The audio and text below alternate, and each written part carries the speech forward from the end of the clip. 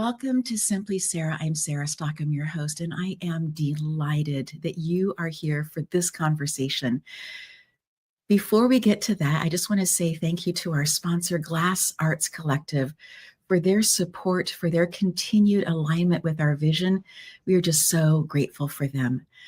As I bring in Dr. Kimberly Wilson, I met her. She's another television host when we were together about 10 months or so ago. And as soon as I met her, I knew that I wanted to have her on the show, in part because of her background, and then also because of who she is and what she talks about. And then she's also known as Dr. Burnout. What a perfect person for us to have here in the beginning of 2025, having this conversation about things that can press into our lives. But before we get there, Kimberly, thank you so much for being on the show, for carving time out of your incredibly busy schedule. Thank you so much. Thank you so much for having me, Sarah. I'm so excited to be able to have this conversation today. I'm excited about it as well. You were a U.S. Marine, and then you got your PhD, and then you work with corporate, and there are a lot of other things in there that you have done as well in life. How did you get to where you are today, friend? Wow, that's a big question. Yes. And take your time. We don't want to miss any of the good stuff. Oh, let's see. Well, I would have to say, unfortunately, my journey started with a trauma, and I needed to leave the city of Detroit. And why not the Marine Corps? Why not? Because there were signs all over Michigan at that time that said, because I was living there when you were living there, close to there, and that said, be all you can be, all of the different ones, all the different branches, right? Mhm. So yes, it was calling. Yes, so I did that and just went to school while I was in, and just began to love what I was learning, and saw that my mother was engaged in therapy, and it felt as if she wasn't getting what she needed, and it was going on year after year without any resolution, which made me angry. And I Yes. said, I want to learn how to do this because I don't want anybody else to have to go through this. So got my degree in marriage and family therapy and loved that. It had a wonderful place and time. Did that for 20 plus years. Still do it a little bit. And that just grew. I got the wonderful opportunity through that to do a lot of work in group homes, pregnant and parenting teen shelters, and foster homes, and uh, excuse me, a community director for community mental health, and just met so many incredible people in being exposed to masses of people instead of going into a private practice and just having a select clientele. That was such an education for me, more valuable than the education that I received and paid for formerly, because I think our worlds are so small when we just look at the microcosm of our existence. So that was wonderful to get to do that. And as I went further, I got to come back to the military, serve them in some counseling, and one of the counselors inspired me. I heard that she was doing work internationally, so I began to focus on my doctorate in international psychology. Got to spend time in South Africa doing research there, in the Philippines, and just absolutely loved it. And here I am today. So good. And I love how that there were twists and turns in your story. It wasn't necessarily a straight line. And yet, Kimberly, you kept looking at the options in front of you and then making the decision for the best next step. And I think that's just such a beautiful piece of your story. And I also really appreciate, with deep gratitude, you being angry that whatever therapy that your mom was doing wasn't providing the change that you knew was possible. If there had been no change possible, you would have been like, okay, she's at least getting a chance to talk to somebody. But you knew that there was a possibility of something more. And that you then, as you began to do your own work, taking all the classes and beginning to work in group homes and different places, that you were serious about looking for change. It wasn't just enough for someone to come in and warm a seat. If they were showing up, they needed to show up and be ready to look at their life and consider, and then begin to implement some changes in order for their life to become a life that was transformed from wherever they had been. I deeply respect that. I had not even considered that, so thank you for highlighting that for me. And what I really appreciate throughout the journey was that they weren't all beautiful transitions. A lot of times I don't see uh, God knocking at the door and saying, okay, it's time to do something different. And he will just move me. It's like, this place is no longer good for you. And I'm going to smack you in the face with it. Yes. That's what that's one of the reasons I actually got into private practice. I was so burnt out doing community mental health. Whenever you're doing work in the public sector that's grassroots with the community and those who are having the most challenges, Mhm. there's always work to be done. Yes. And I would find myself in the car crying in Mhm. between breaks Yeah. just to release Yeah. that. And then coming home when Yeah. I was a late person to have babies, like 36. Mhm. And I would come home, get on the couch. Before I did that, I positioned everything so my kids could get to it. And we're talking Right. 3 and 4, and just be on the crowd. I'm like, mommy just has to rest. And just sitting there almost sucking my thumb and rocking in the chair is just I needed to unplug, and Yes. it was just staring me in the face of like, "This is Mhm. no longer a good space for you." Yes. Yes. And I appreciate that you were able to see the impact not only on you, but then on all the other, on your loves, on how that was impacting them as well. When you have moved into this space in the corporate world as Dr. Burnout, what were some of the pieces that you were determined to bring along with you from what you had learned at the grassroots level? Wonderful question. So, one of the main things that I wanted to bring along from the grassroots level is ending that hustle culture, because everything seems to always be on fire, right? Everything. Yes. It's always a rush, whether Mhm. it's poor planning Mhm.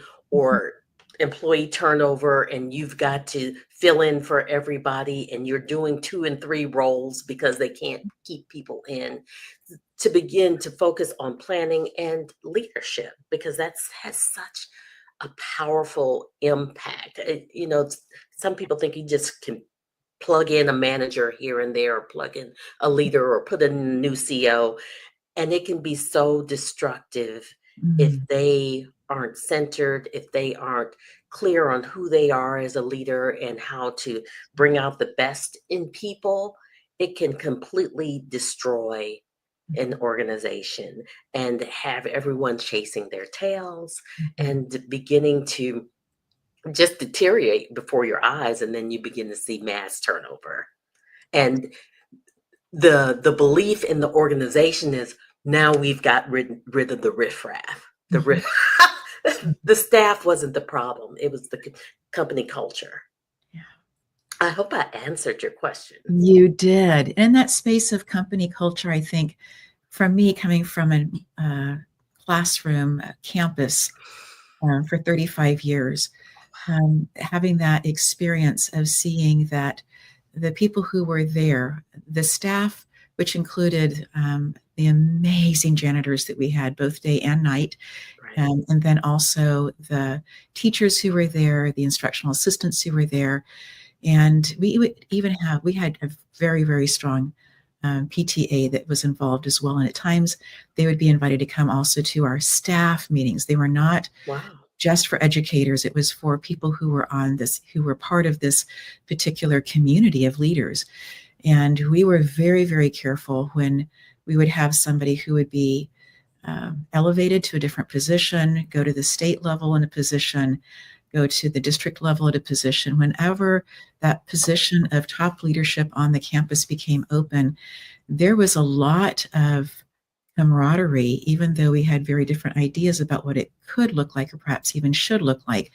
There were some very, very basic pieces in our mission statement for what we believed education should look like on our campus that made it very, very easy then to determine if the next person, as they were going through that process of interviewing, who that next person, were they a good fit or not?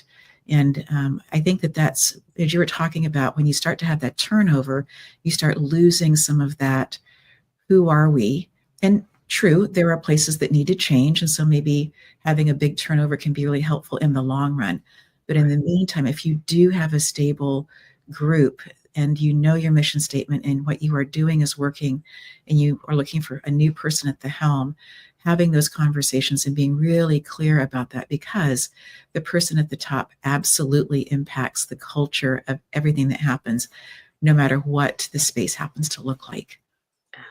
Absolutely. I have a dear friend who's experiencing that major shakeup, and Mhm. the person hasn't even come in. It's like, no more work from home. We're going to start downsizing departments, and it's Yeah. this rapid shakeup. And Mm. they all wanted the sense of like, can we get to know you and and just kind of have some stabilization before we Mhm. experience all of this change. And rapid change is stressful. It's Yes. extremely stressful. It is. And when employees, staff understand what's happening, that Mhm. can minimize that stress level and that burnout so much. But when they're not given any rhyme or reason, it feels, the nervous system just gets disrupted, because Yes. we go to like, will I have a job? That survival instinct really begins to kick in.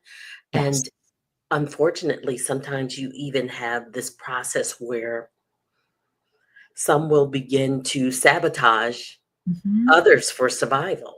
Yes. And if that is not taken care of, Mhm. it persists. It does. It does.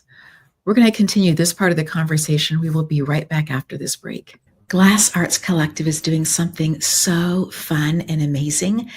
Believing that all of us are creative, they are opening up their Instagram page for people who are creating things to be able to post those things there.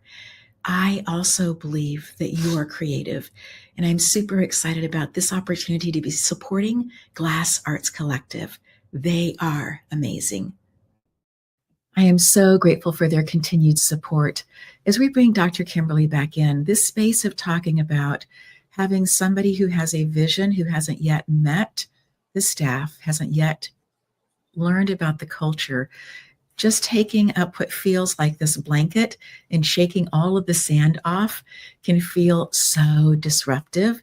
We experienced this as educators in Southern California during the shutdown, that one day we were with kids, and the next day we're trying to figure out how we communicate with, for me, I had hundreds of students because I was an itinerant choral teacher at that time. How do we communicate with all of them? How do they find us? How do we find them? The amount of stress was so remarkable. I know that you can speak to this from a whole different level. Yeah, exactly. And as a parent as well. And and having that pressure to, now I need to educate my children in the school system that I no longer understand, Right. because it has shifted so dramatically. Yes. Um, it was such an incredible time where we were all collectively confused Mm. and trying to find and make meaning in the world, Oh, I like that. Yes. and beginning to cherish those that are around us. And Mhm. that was, I think, really a shift in the whole world of work, because we began to evaluate what is important, Yes. and who is important, and what is my purpose on Mm-hmm. this planet. Because we had, I wish that we had a national day of mourning for all those lost. Mm. Unless I've been living under a rock, I don't think we have. No, we haven't. Just to acknowledge the sheer volumes of people that were lost in some communities, especially New York, who was hit Yes. so hard. And it's like it happened, and Mm-hmm. now let's just go back to work. Right. Everything's back to normal, Yeah. and we are still reeling from some of those impacts.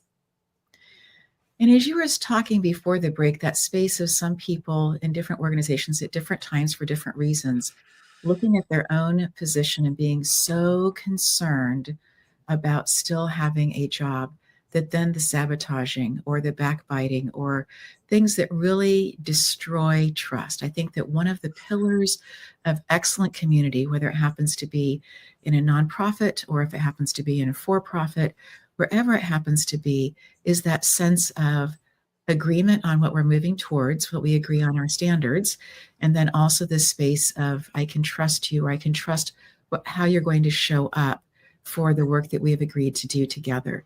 How can you speak to that and how that exacerbates or accelerates the space of burnout for an individual or for a group? Yes, and let me make sure I'm clear on the question. So Hmm. what I heard is that when we have a shared mission and shared values, that if everyone is aligned with those and they understand it, that how that contributes to resilience in a sense, or how does it contribute to burnout? So how it contributes to resilience, but yet having somebody come in and shake that up with sabotaging or backbiting, how that leads to the space of burnout. So speaking to it from both spaces would be really ideal. Right. Well, it begins with, in terms of burnout, it begins with this lack of professional efficacy. Like, what is my purpose? I don't know how to exist or function or excel Mhm. in this new environment because I don't understand it. I don't know what Mm. my role is.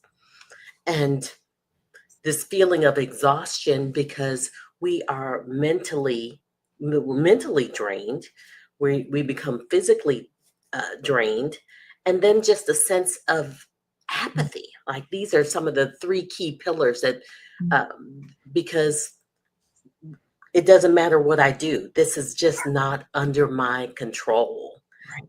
All my efforts seem to be in vain because I'm getting slapped Mhm. with all these changes, and the rug is being pulled out from under me. Um, and that's how the seeds of burnout really begin. Um, and they could play such an important role, leadership, in just giving some guidance on, like, this is the vision. This is why we're headed in this direction. This is Mhm. how it's going to benefit the company. This is how it will benefit employees together and teams and the Yeah. customer, whoever that is.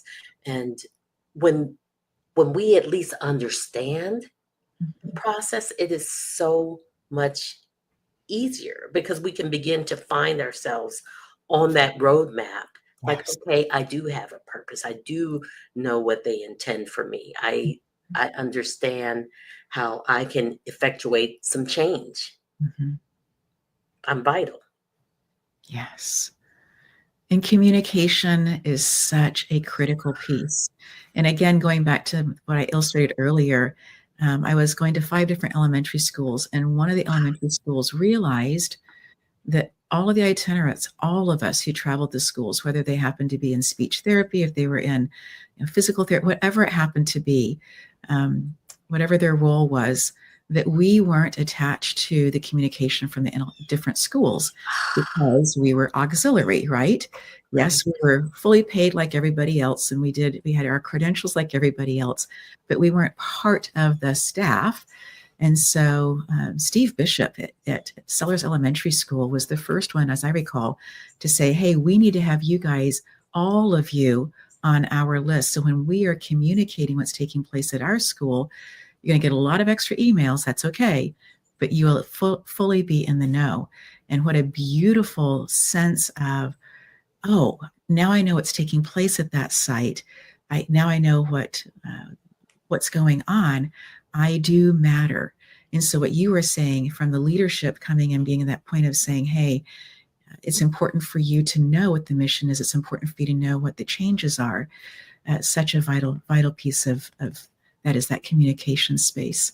So let's go into the resiliency. How does having this shared vision, having trust, having a sense of purpose and communal purpose build individual resiliency and then also corporate resiliency? Yes, I love that question. So it begins to build because firstly, it's not activating the nervous system. So we're not getting into fight, flight, freeze, fawn. That we bypass that because there's no reason for us to be afraid or fearful because there's an understanding. We know what's happening and why it's happening. Yes. So that's the first step. When there is open communication and open dialogue, not only do we receive information, but if there's an appropriate feedback system, we can share why possibly a part of one of the mechanics of how to reach the vision maybe isn't the best plan because you and I both know that the top doesn't always understand the intricacies of what goes into every role and how we make the donuts. Yes. It's a process. Yeah. So we become invested in there. So it gives us a purpose to be able to say, hey, I love what we're doing. However, did you know that if we do this, it's going to mess up this or it will have an increase in this way. So allowing us to be able to give that feedback becomes so important, and it builds the team trust as well because you can begin to collaborate on how to increase some of those values and those key performance indicators, and give that feedback once more about, hey, we're missing the target or we're not. I have absolutely been in organizations where they don't want feedback. They say they want feedback, but it's just to give you the illusion that you're a valuable part of the team. Yes. And I feel like I started talking too much on that. No, you're doing great. And that's also then leads to the apathy. I keep telling you, you keep asking, I keep sharing, and yet it doesn't seem to make a difference at all. I'm not sure that the communication is really open. I think that you're just asking for it and being disingenuous with that. So I think there really is that point also in leadership of being authentic. And the other piece that I would bring into this is if you're going to have some change, have a 5-year plan. There are things that are critical that need to happen right away. But I think that there are, one of my favorite people to work with was Dr. Cheryl Bonner, an incredible teacher herself who chose to go into administration and just really appreciated that when she would say, we're going to work on something, but we're not going to ask you to do this immediately. We're going to have the steps to be able to. So this is our long-term goal. We're going to write it in for this year's goal, but we're not planning to get to the nth degree on it for this year. We're going to take the little steps that go towards that, and we're going to be able to move this direction towards whatever it was that we were moving towards. And wow, the buy-in, we wouldn't all necessarily agree, but again, that space of buy-in just made it so much easier of, I may not like necessarily where all of it, but I can buy in at least to, and it's slow, incremental. We're going to do this. And one of the things that we did is we had somebody who, all of us were looking at how we could increase our test scores. And that we then began once a week over the intercom. We would have, as a staff, talked about it before, so we knew what the next one was going to be. It had all been laid out and planned out. But every single week, we would learn one new thing that we could do that was a test-taking tip, kindergarten all the way up. And so even the fifth grader, so whatever it was in language that all of us could do. And it made such a difference for us to be able to come in. And so our goal was a long-term goal of what we were looking to do. But one of those was this particular piece, and how it totally changed how we felt about giving the tests. It changed also how the students felt about, and also the parents, about the tests, about the state tests. And so our test scores changed dramatically when we began to say, we're just asking how much do you know today? We're not asking you to know all of this. And so it took some of the mystique also out of that for everybody on campus. And it really lowered the stress level, which allowed us then to be able to do our best, each person in their own space. Such an incredible, incredible experience. And correct me if I'm wrong, because for me, looking on the outside, looking into education at the primary, secondary level, Mhm. it it always felt as if there were these rapid changes and everybody was rushing around to make it happen, and there would be such disruption by for the staff and the children and the parents, and you could just kind of see, like, I am envisioning these mass meetings where it's like, we're going to start, like, what? Right. What do Yes. you, or all of a sudden, like, no phones anymore. Right. Yes. And there have been absolutely times where it felt like the tail was wagging the dog. Definitely. And there Okay. have been, in my experience in the 35 years in several different, two different school districts, there were definitely times, but that can also be mitigated so much through leadership, through them Mhm. saying, this is what the mandate is, and this is how we in our culture, we've met with the leadership team. This is how we in our culture are going to address this so that we are meeting the mandate, but it works for who we are to the best of our ability with the least amount of strain and struggle. Because you're absolutely right. There is that space of how many more times, should I even show up and participate in the latest, greatest, whatever, when, give it 2 more years and it'll be back to what we're doing now. And Right. so that can be that sense as well with that. How do you help people in that space in corporate to, when they are seeing also these rapid changes coming about? I'm thinking through technology. We have the Mhm. latest, greatest, and whatever it happens to be.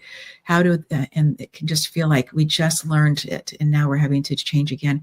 How do you encourage them in their culture to be assimilating these changes that can at times be quite big? Right. And one of the biggest ones that we are tackling now in some of the organizations that I've worked with is how do you decrease some of the stress and the fear of aligning with technology and AI, right? Especially with AI, because there are these concerns that my role is going to be taken and I'll no longer be of value anymore.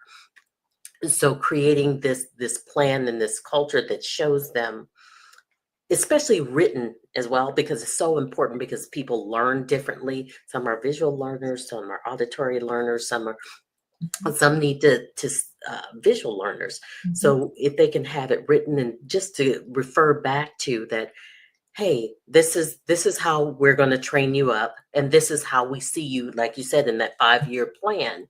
This is how the staff will grow with the technology, Mhm. and allowing them to see that they do have that space and that place. Mhm. And the other part to that, remind me the second part that you said. That space of um, them, I'm going to reword it.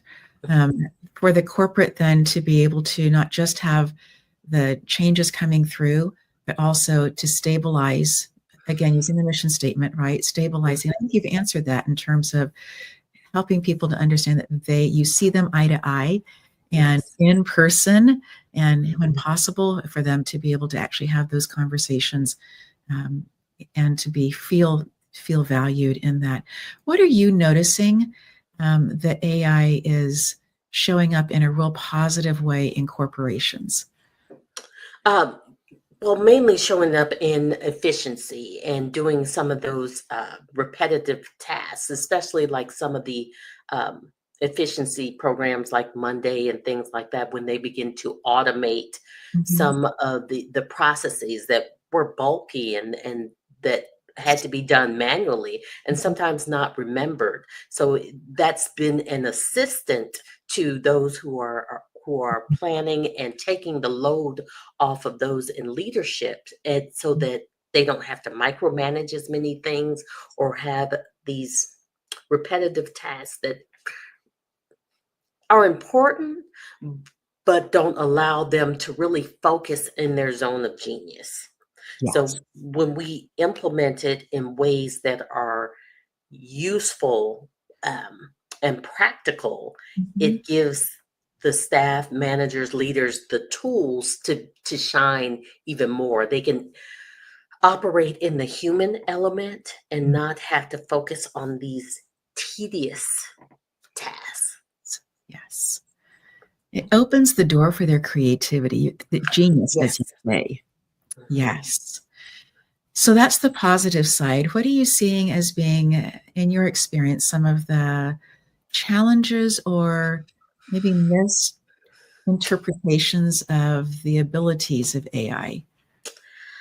Ah, don't get me started. The advent of all of these AI books Mm. where people do not have the knowledge or the skill set to provide the information that they are sharing, and it is just computer generated knowledge from everywhere on the internet. So I think it sets people up in these false towers.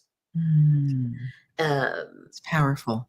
yes, yes, and it can mislead Mm. organizations, it can mislead people, and sometimes it can be quite dangerous if when we prop up and we idolize people for this genius, but it's not even genuinely theirs. Um, I do love how it can do some small tasks, especially for entrepreneurs with social media and things like that. But Mhm. just this false sense of expertise is the one that's troubling so much, and how it could limit our creativity. So I teach at the university level well, and many times they don't understand that as technology is getting smarter, there are programs that detect, oh, this is likely AI. And Right. so they're not even thinking, they're not even preparing for the task at hand. And it can cripple their understanding of the the classwork, the skill set that they need going forward. Um, because it's a massive cheat code.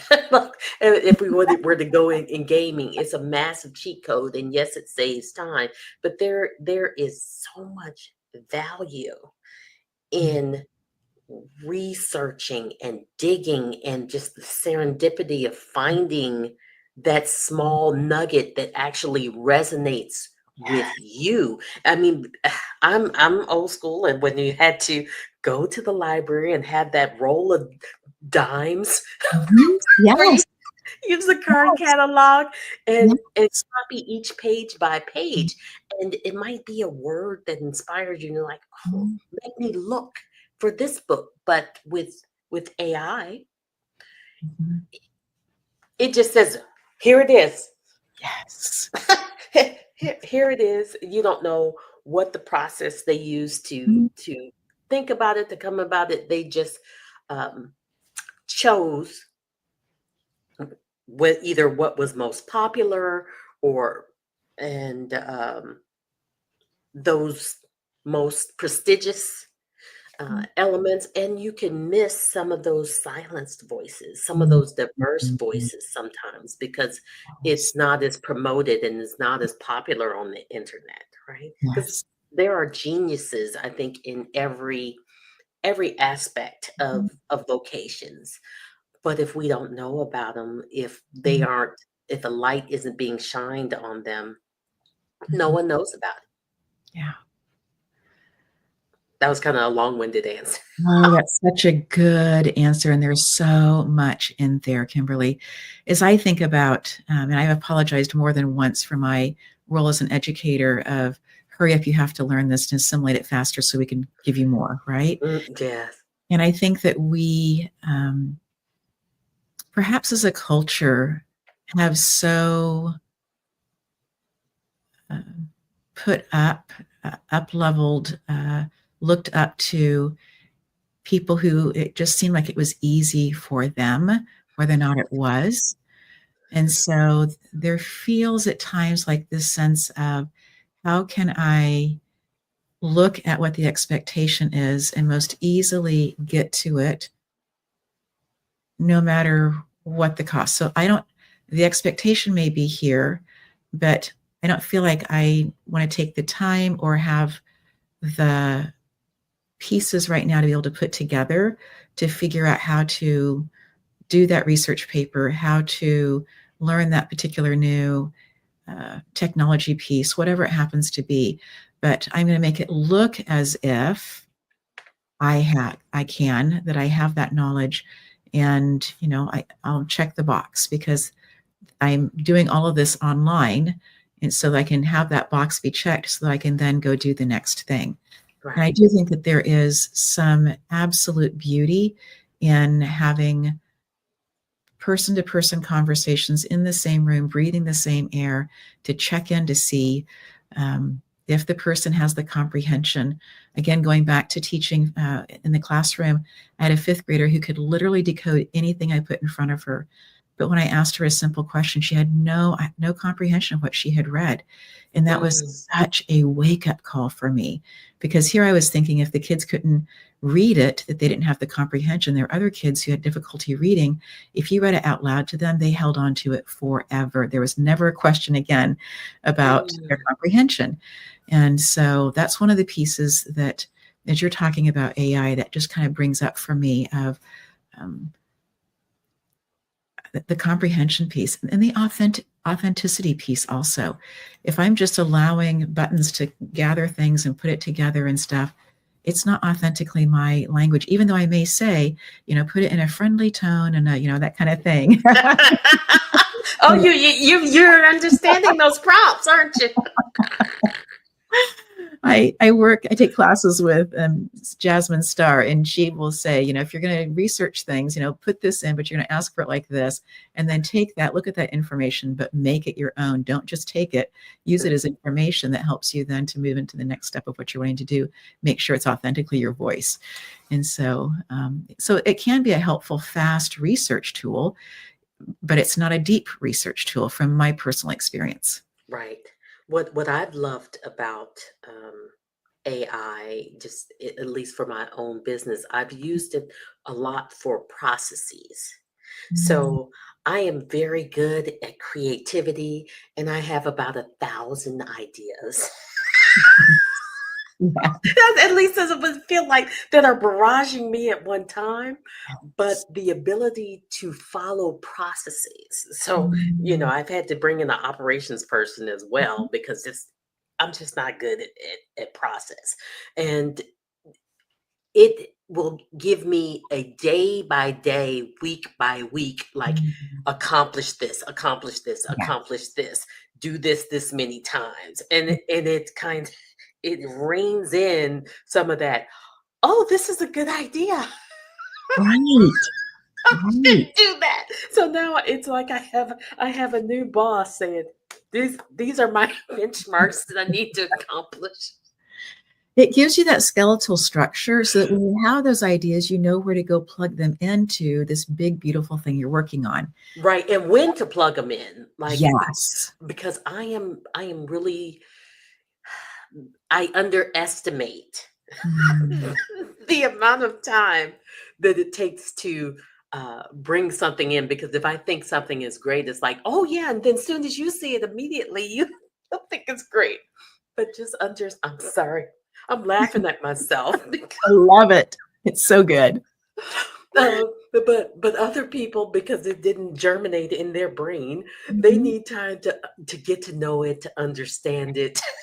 The Yeah. same way we're talking about mission, vision, and values. Like, get people familiar with it, and then it becomes like, oh, okay, now I know what you're doing. It's Yes. Yeah. and why you're doing it.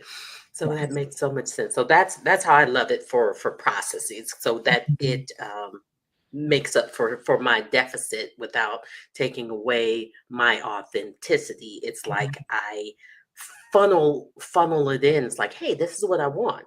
Can Mhm. I? How can I do this better? Right. No more sticky notes and Oh, random come pieces of on. paper. Come on. You're making to make me confess here. Yes. So Yeah. that's my favorite thing to do with AI, to still Mm. be who I am. Mhm. And to help stay on track with the focus, keeping the mission statement the main thing, and keeping, for me, energetically, I said this to my mom last night. I'm going to go clean off my desk completely because I'm filming and I just want to be able to be so present.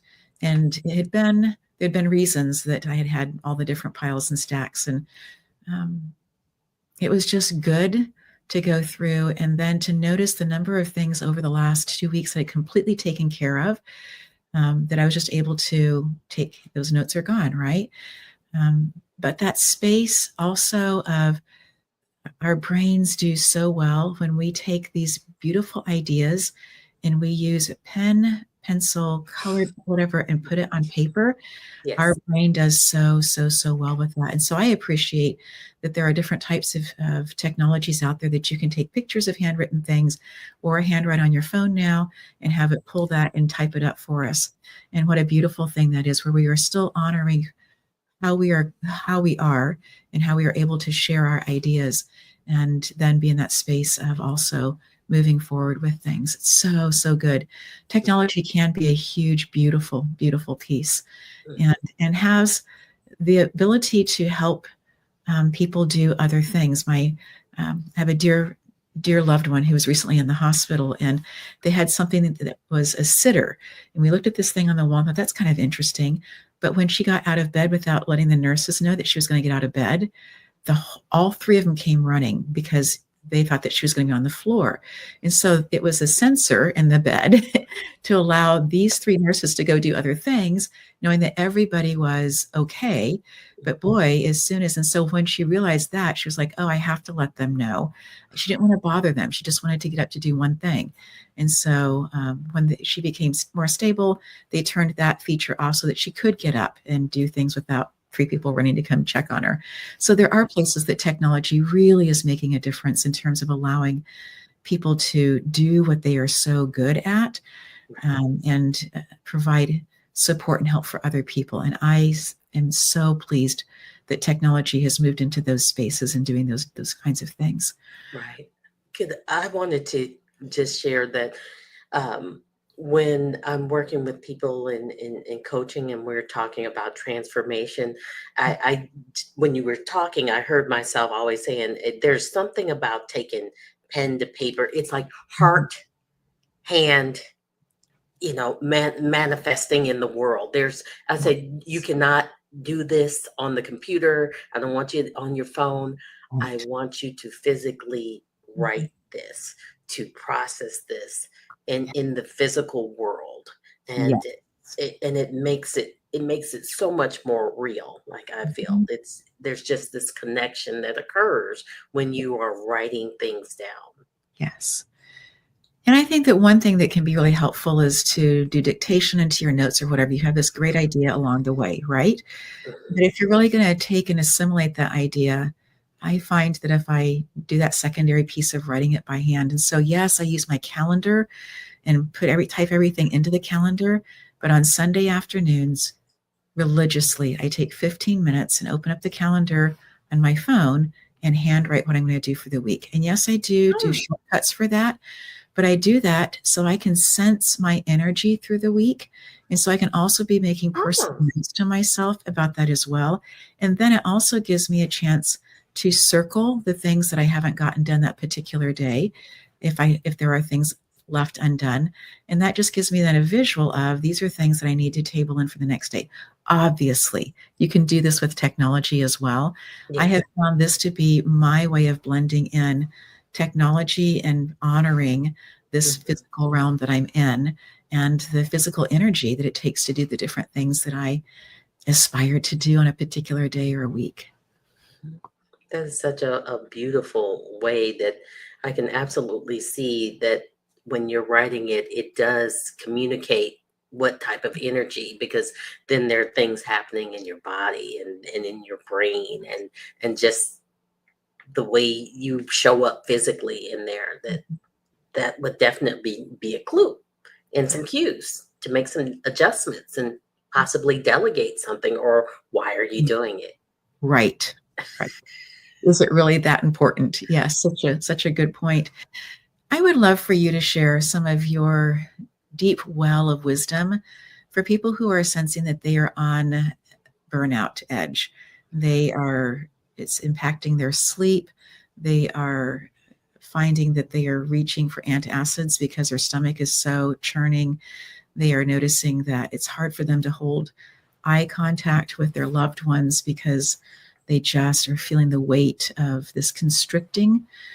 When people begin to feel this, no matter if they are an entrepreneur, a solopreneur, stay at home, whatever the label may be, working in a corporate world, being at the top of their game with whatever, when people begin to feel this, what are some things that you suggest that they do to help them in their awareness and then the actions to take afterwards? And I think I want to go with three things. And the first that I want to start with is, what are their values? Mm. It is incredibly important to, because everything is going to come from there. That allows you, and I'm gonna steal a phrase from Jennifer Kim. She's in marketing. When you are clear on your values, it allows you to have hell yes or hell no. Like, you have really clean and clear decisions because things either align or they don't. Yes. And so whether that's your top three values or the top five values, using that as an anchor for some of the choices and decisions that you are making. So of course that requires you stepping back for a moment, finding some quiet space and really thinking about what is important to me. And you can actually even Google like values if you don't know the words, because sometimes we know what our values are, but we don't have the word for it. Language. Right. So that would be the first step, and then along with that first step, like a little aside, doing a little, I call it like an energy wheel, Mhm. and time and energy, and Mhm. where are we spending our day, like Mm. carving it out like that, Yes. Yeah. and having a second wheel Mm. with little slices in it about Mhm. how we want to, if we were aligned with our values, how would we want that time to Mm. look to look like? Mhm. And you can go even a tertiary level with that. And what emotions do Yeah. we feel in each of those realms where we're spending our time and our energy? Yes. So that all of that is number one. It's beautiful. Number two is beginning to get in touch with your body. And I like to say, finding out if you're feeling this distress and poor sleep and irritability, Mhm. begin to look for some of our physiological cues in our body, getting in touch with that. And so those are all the things that are automatic that we can't control. Is our heart racing?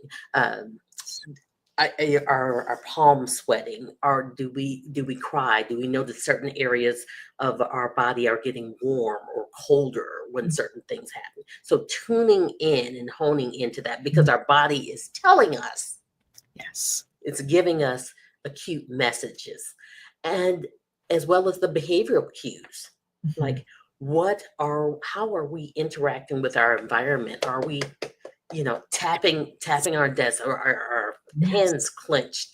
Do we start gritting our teeth? Or Mhm. are we nodding off? Are we disinterested? Do we become rude? And this is beginning to notice all those things to bring some awareness. Mhm. The third part of that is when is it happening? What are our triggers?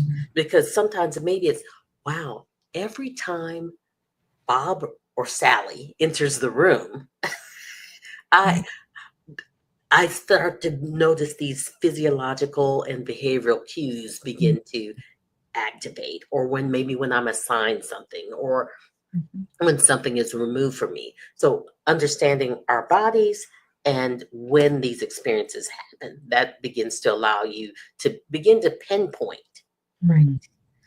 Uh, you can also refer back to that first step and see if some of these experiences are aligned, those things that are triggering you to have these distressing symptoms.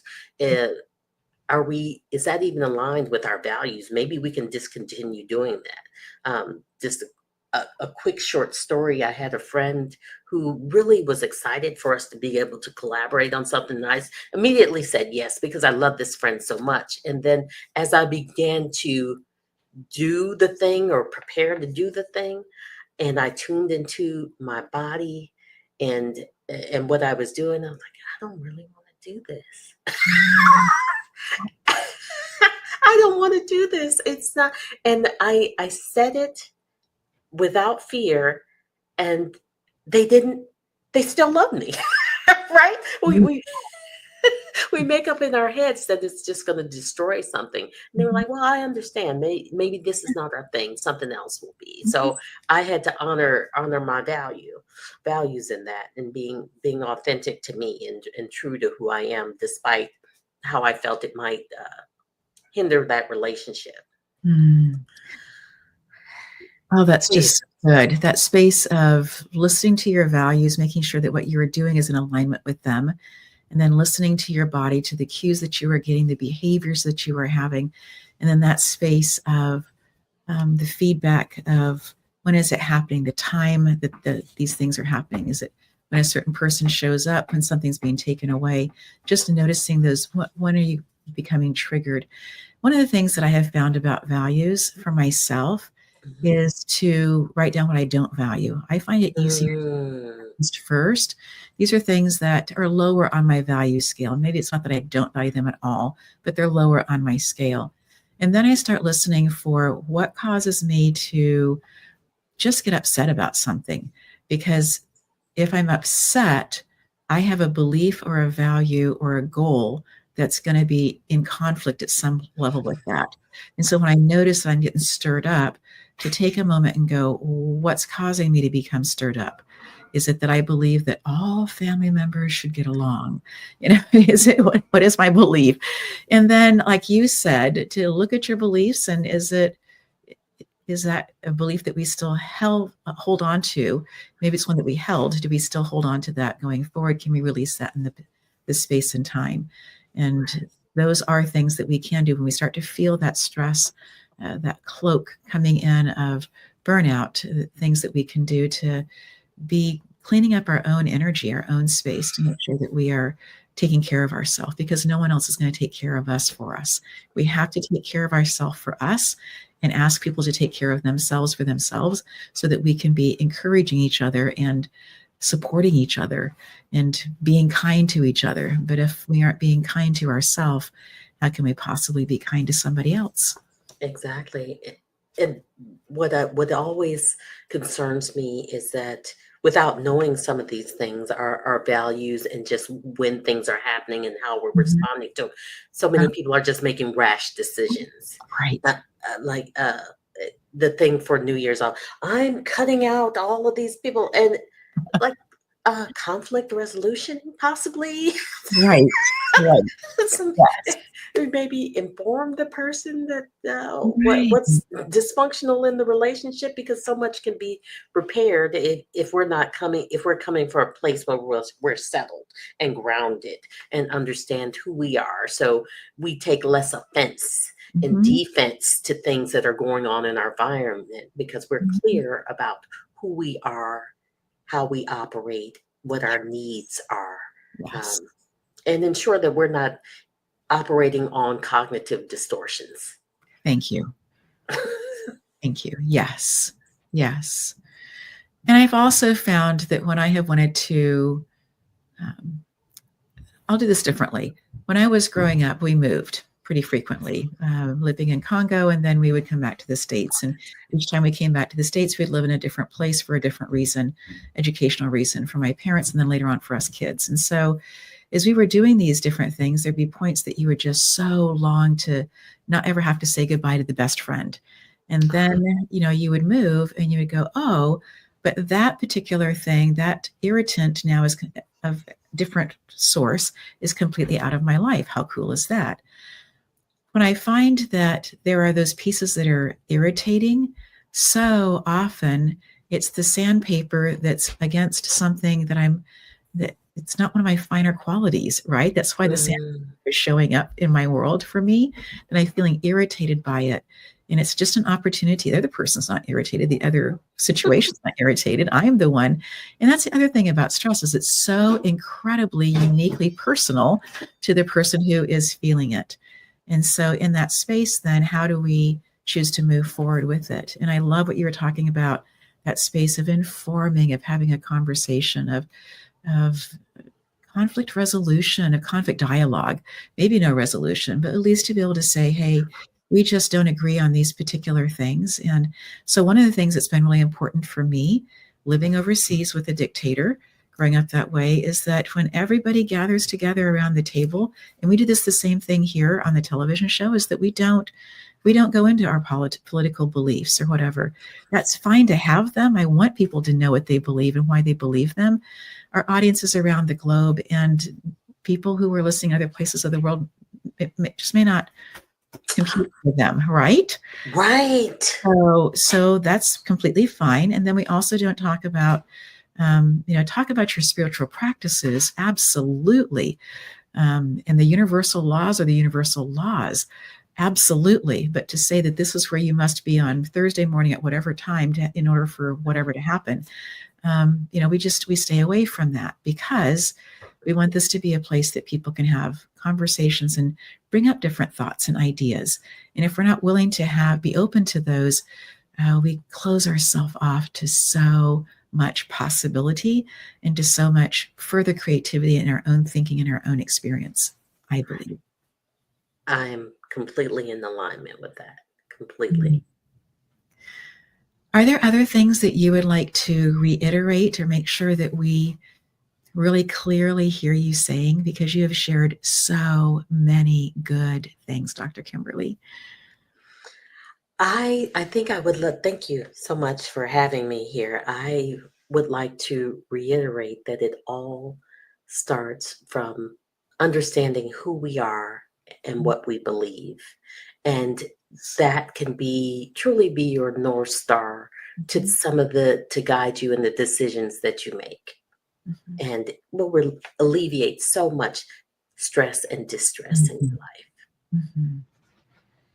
Oh, thank you so much for that. And thank you for carving out time for us to have this conversation. I look forward to other conversations with you and to see you in person whenever that happens to be next. You are a delight. You just bring in such energy when you walk into a room, and I have such admiration for who you are and the work that you are doing. Thank you, Dr. Wilson. Thank you so much. And to our audience, thank you so much for being here, for being who you are, for allowing this conversation to be one that allows you to consider, to reflect, to be open to the possibility of whatever this new thing is. We will see you next time. Take good care of yourself.